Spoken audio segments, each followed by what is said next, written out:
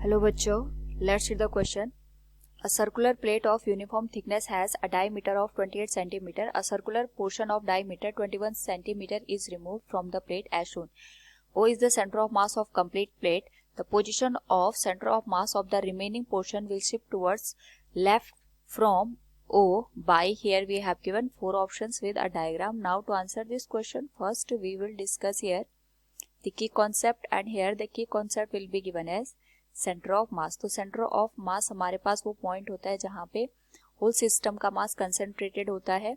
Suppose ये हमारे पास system है जिसमें n नंबर ऑफ पार्टिकल्स हैं, तो यहाँ पे कोई एक ऐसा पॉइंट होगा जिसमें टोटल जो सिस्टम है जिसमें n नंबर ऑफ पार्टिकल्स हैं उसका मास कंसेंट्रेटेड होगा. यानी वो पॉइंट ऐसा ही बिहेव करेगा जैसे कि होल सिस्टम का मास हमारे पास यहाँ पे गिवन है. तो इस पर्टिकुलर केस में अगर हम यहाँ पे सेंटर ऑफ मास की पोजिशन देखते हैं, दैट इज गिवन है as m1r1 plus m2 r2 plus m3 r3 and so on divided by m1 plus m2 plus m3 and so on. Now question के अकॉर्डिंग हम यहाँ पे ऑब्जर्व करें तो हमारे पास एक सर्कुलर प्लेट है, इसमें से हमने जो इनर प्लेट है उसको रिमूव कर दिया. तो हम इसको इस तरीके से अंडरस्टैंड कर सकते हैं कि सपोज हमारे पास यहाँ पे जो ये लार्जर प्लेट है इसका जो सेंटर ऑफ मास होगा ये इसके सेंटर पॉइंट पे होगा, यानी जहाँ पे डायमीटर इसके कट करते हैं ये इसका सेंटर ऑफ मास हो गया. तो अगर हम बात करें यहाँ पे जो हमारे पास लार्जर प्लेट है इसका जो रेडियस आएगा that is given as r1, और हम यहाँ पे r1 की वैल्यू कंसिडर कर सकते हैं 28/2, दैट विल बिकम 14 सेंटीमीटर. इसी तरीके से अगर हम बात करें यहाँ पे मास ऑफ लार्जर प्लेट, तो इसका जो यहाँ पे मास निकल के आएगा इसको हम कंसिडर करेंगे m1 के बराबर, क्योंकि यहाँ पे हमारे पास यूनिफॉर्म थिकनेस दे रखी है पूरे सरफेस की. तो जो इसकी सरफेस मास डेंसिटी है इसको हम यहाँ पे कंसिडर कर सकते हैं सिग्मा के बराबर. सो इट विल बी गिवन है सिग्मा इक्वल्स मास पर यूनिट एरिया. नाउ यहाँ से अगर हम ऑब्जर्व करें तो हमारे पास जो m1 की वैल्यू होगी that can be written as for larger, जो हमारे पास सर्कुलर प्लेट दे रखी है उसके लिए आ जाएगा सिग्मा इंटू जो एरिया आएगा that will be given as pi into r1 square. This will be given as equation number first. Now question के अकॉर्डिंग हमने यहाँ पे एक स्मॉल पोर्शन को इससे रिमूव किया है, और इस स्मॉल पोर्शन का जो सेंटर है इसको हम o डैश कंसिडर कर लेते हैं. तो इसकी जो रेडियस है अकॉर्डिंग टू द क्वेश्चन ये 21 सेंटीमीटर डायमीटर का है. तो रेडियस ऑफ स्मॉलर अगर हम यहाँ पे प्लेट की बात करते हैं that is given as r2, और इसकी जो वैल्यू होगी that will be given as 21/2. ये आ जाएगा हमारे पास 10.5 सेंटीमीटर के बराबर. और अगर हम बात करें यहाँ पे मास ऑफ स्मॉलर जो हमारे पास प्लेट है इसका जो मास निकल के आएगा that will be given as m2, जिसको हम यहाँ पे कैपिटल M से इंडिकेट करेंगे. सिमिलरली यहाँ पे जो सिग्मा की वैल्यू होगी वो सेम होगी, तो हम m2 को लिख सकते हैं सिग्मा इंटू पाई r2 स्क्वायर के बराबर. नाउ यहाँ पे हमने स्मॉलर पोर्शन में से जो कंसिडर किया है उसका जो सेंटर है वो o डैश है, और जो हमारे पास लार्जर प्लेट है उसका जो सेंटर है o के बराबर है.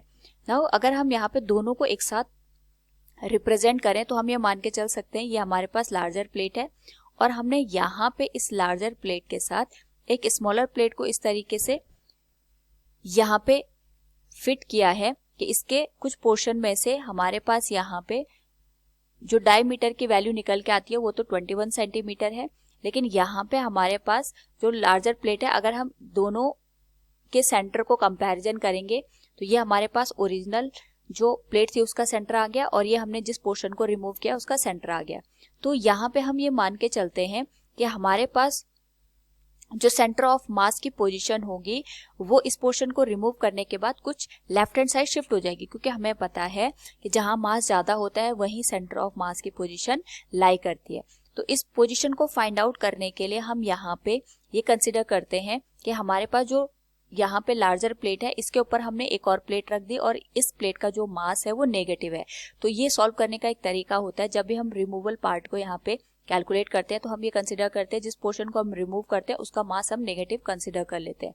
तो इस पर्टिकुलर केस में जो सेंटर ऑफ मास की पोजीशन होगी जिसको हम एक्म से इंडिकेट करेंगे that will be given as m1 x1 plus m2 x2, लेकिन जो मास आएगा ये सेकेंड पोर्शन का हो हम नेगेटिव लेंगे and that will be divided by m1 plus m2। तो यहाँ पे भी हम मास को नेगेटिव कंसिडर करेंगे। नाउ जो मास है उसको हम यहाँ पे सरफेस चार्ज जो हमारे पास यहाँ पे मास डेंसिटी है उससे रिप्लेस कर सकते हैं। So it will be given as sigma into pi into r1 square into x1 plus minus sigma into pi into r2 square into x2 divided by sigma into pi into r1 square minus sigma into pi into r2 square. Now हमें यहाँ पे जो similar term है sigma और पाई वो cancel कर सकते हैं r1।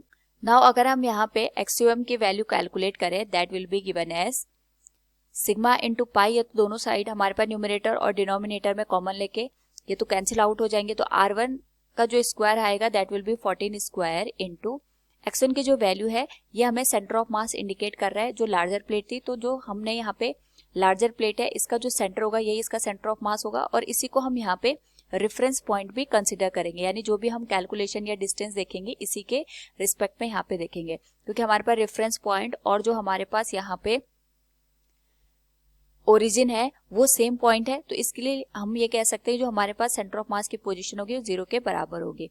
अगेन अगर हम बात करें यहाँ पे माइनस r2 स्क्वायर का मतलब हो गया 10.5 का स्क्वायर इंटू x2 की जो वैल्यू होगी वो हमें o डैश की वैल्यू हम देखेंगे o के रिस्पेक्ट में, यानी अगर हम देखें तो यहाँ पे पूरी डिस्टेंस 14 सेंटीमीटर है और जो o डैश है इसकी जो वैल्यू है दैट इज 10.5 सेंटीमीटर। तो इनके बीच का जो डिस्टेंस होगा that will be the position of the centre of mass of the smaller plate with respect to this reference point. इस रेफरेंस पॉइंट से जो o डैश की डिस्टेंस है वो हमारे पास यहाँ पे 3.5 सेंटीमीटर के बराबर निकल के आएगी and this will be divided by 14 square minus 10.5 का स्क्वायर।